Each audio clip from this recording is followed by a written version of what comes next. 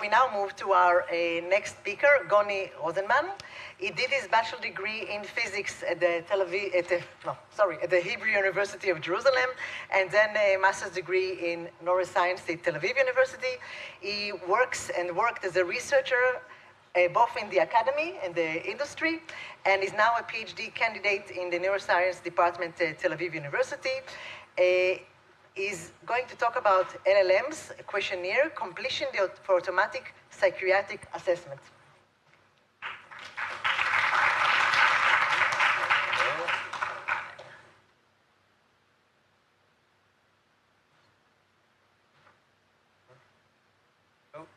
Thank you.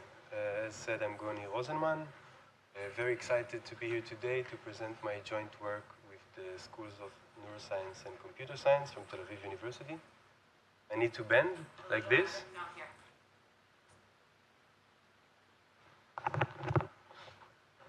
All right. Can you hear me now? Okay. I don't like to bend. Perfect. So, we cannot really talk about mental health without acknowledging the times in which we live in. There are estimates that PTSD, generalized anxiety disorder, and depression rates have doubled in Israel since the 7th of October attack. This is something that we are still... Oh. אני יכול להחזיק את זה גם פשוט.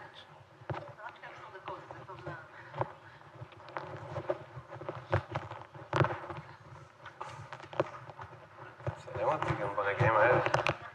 Okay. So the 7th of October is something that we are still learning the effects. It's ongoing, and we argued that there is a need for more efficient data-driven diagnosis systems. So in order to convince you about that, first, what is the contemporary method for diagnosis? So we have the DSM, the Diagnostic and Statistical Manual. It's essentially a rule book. It's categorizing psychiatric symptoms of different disorders. And there's also clinical interviews, which are open-ended question-answer conversations, and psychiatric questionnaires, which assign numerical severity scores to disorders. And we can summarize this in the diagram that you see, where you have a medical expert in the center, and the clinical guidelines and patient input are going in, trying to produce a diagnosis. But as we know, the integration of information in the expert's minds leads to certain biases and questionable reproducibility, and according to meta-analyses, inaccuracies, patient distrust, delayed diagnosis, and limited personalization. And now let's offer an alternative approach, automatic diagnosis with machine learning. Similarly, patient input, which can vary in its forms, goes into a machine learning model that trains in order to predict some clinical output. And today we will focus on a simplified task, yet very challenging, of taking psychological interviews as transcripts, as text transcripts, and trying to predict the severity score of the questionnaires. So for this, we have a benchmark. It's called the Extended Distress Analysis Interview Corpus. It was published by the University of Southern California in 2014. It consists of 275 subjects with varied severity of disorder, of symptoms. And for each subject, we have interview transcript. So that's a conversation with questions. For example, can you tell me a little bit about yourself? I've just started to go to college today, and it goes on and develops into more psychological questions. And each subject also underwent questionnaires, 2 questionnaires, the patient health questionnaire for depression and the PTSD checklist civilian version. And those are Likert scale. So there is a list of statements, and one needs to rate their agreement with each statement. And the sum of all responses leads to some kind of overall depression score or overall PTSD score. And our task here is to try to predict from the free-form text the disorder score. So we're going to test a few different approaches to do that. Some of them we developed in our lab. Some of them are published methods that were published in peer-reviewed journals. And generally, we can talk about text-to-scores. So that's end-to-end, taking, for example, GPT 3.5 and predicting in zero-shot, here's the psychological transcript, try to predict this patient's PTSD, and also completely end-to-end fine-tuning a BERT transformer or some kind of variation of this architecture. And we also test feature extraction methods and align them all with some random forest regressor. And for this, we use traditional approaches such as TF-IDF and also OpenAI embeddings. And finally, our method, which is called Large Language Model for Impersonation-Based Questionnaire Completion, or in short, LMIQ. So let's try to explain that. It's actually pretty simple and intuitive. There is a main prompt, and it's like this. Task, deduct answers to the accompanied questions as if you were the speaker. And then you give the conversation transcript, and you ask questions. And what happens is that the model is using its immense contextual understanding capabilities to answer the question, given that the user said X, they will likely choose Y. And now you can ask the question, what questions are you letting the model impersonate? And obviously, we can use the depression questionnaire questions and the PTSD questionnaire questions. But inspired by the idea of transdiagnostic psychiatry, which states that psychiatric phenomena is dimensional and that there is an overlap in symptom disorders, so we crafted using ChatGPT-4 a 5-item Likert scale questionnaire in multiple topics in the domains of mental health and personality. So for example, we crafted a questionnaire for OCD, agoraphobia. In the example here, you can see a questionnaire for ADHD. And we basically just do the simple prompting of each questionnaire with each transcript, forcing the output to be structured, and these are the impersonated responses for a given subject for ADHD. And we concatenate all of the questionnaires. We get a feature vector of 135 elements. And I remind you, this is without any training. This is just taking a model, an LLM, and asking it to impersonate based on the psychological transcript. And then we use a random forest regressor on these features. We train on the train set, validate on the validation set, and test on the test set, trying to minimize the prediction error. And finally, we can look at the scores. So what we see here is the mean squared error for depression and PTSD. And we see that LMIQ performs significantly better than other methods.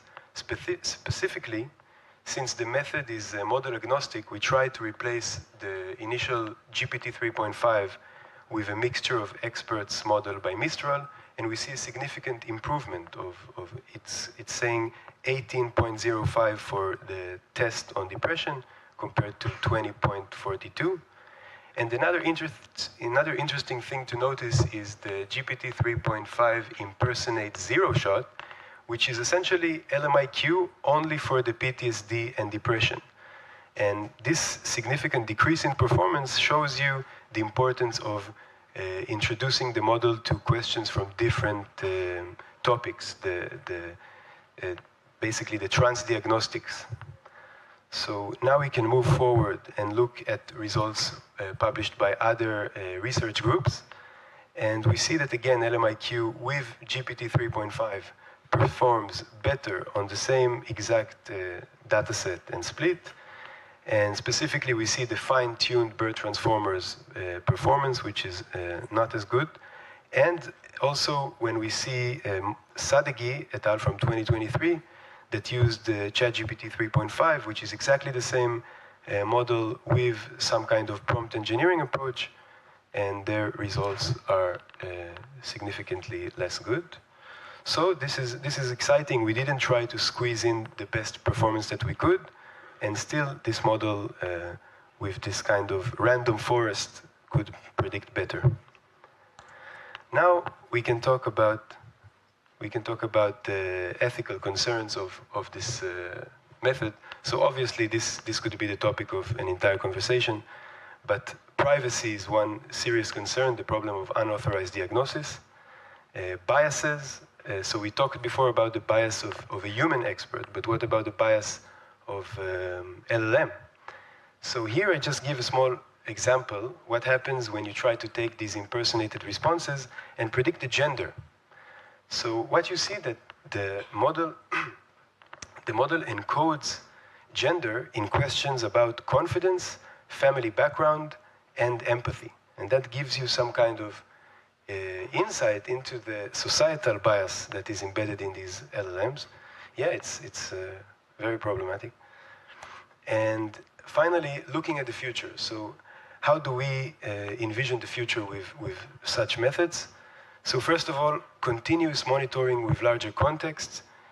We were talking now about one psychological transcript, but if you could integrate continuous psychological evaluations into a loop, you could get better, more stable diagnosis. And also my personal passion, the idea of data-driven subtypes.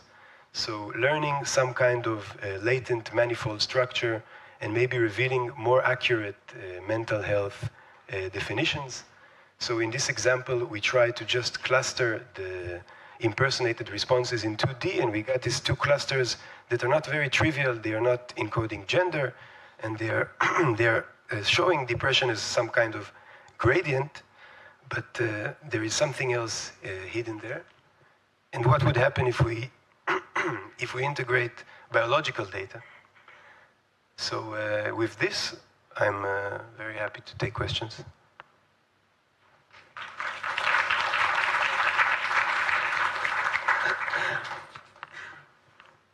Okay, thank you very much, Gony. Interesting, very, very interesting. Again, I think that it's amazing to see how biomarkers are, we try to find biomarkers in fields of mental health. Any questions from the audience? Please.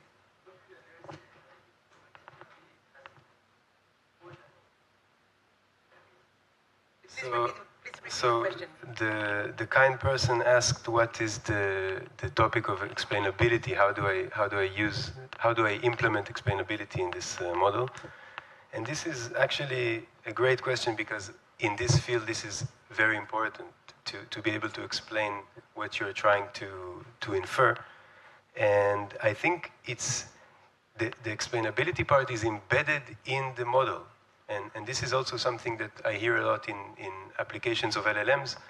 So we try to simulate some kind of process that an evaluator is doing. So we craft questions, and we can look at different questions and see how the model basically answered each question based on the transcript. And this is very intuitive to interpret. And you can do it at the one case, but you can also do it with many subjects.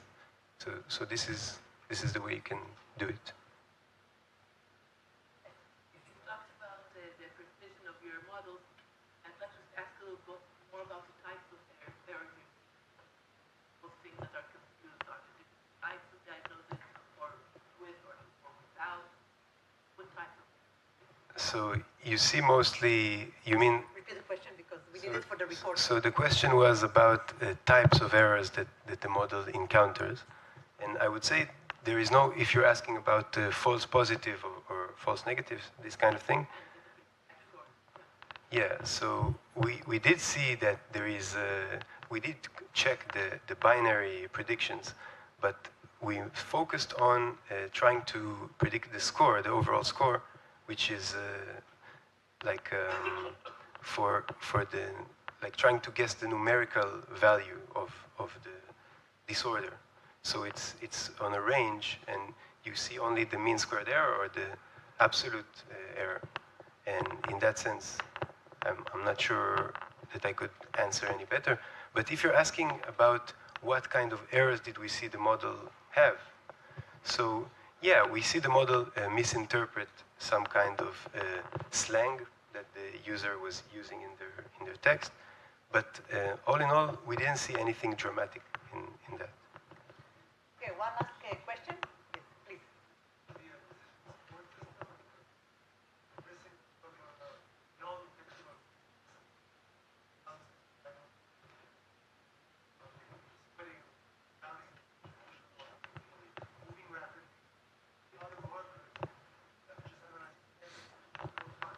Yeah.